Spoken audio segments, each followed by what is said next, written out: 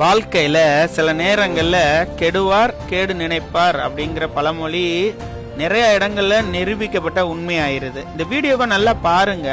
ஒரு ஆட்டோல பொறுத்த ஒருத்தருக்கு இடைஞ்சல இருந்த சைக்கிளை அவர் குனிஞ்சு அவராவே எடுத்து முன்னாடியே வச்சிருந்தாருன்னா அடுத்த தாம் பொருளையும் அடுத்தவங்கட்டு பொருள் மாதிரி பார்த்திருக்கோம், இல்ல அடுத்தவட்டு பொருளையும் தாம் பொருள் மாதிரி பார்த்திருந்தாருன்னா அவருக்கு என்ன நடந்திருக்குமோ.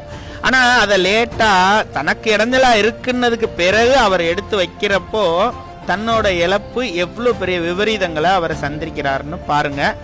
வாழ்க்கையில நாம அப்படித்தான் நிறைய விஷயங்கள் தன்னோட பொருள் மாதிரியே நம்மளோட வாழ்க்கை மாதிரியே நம்ம வீட்டுல நடக்கிற மாதிரி மற்றவங்களை நினைக்கிறது இல்ல.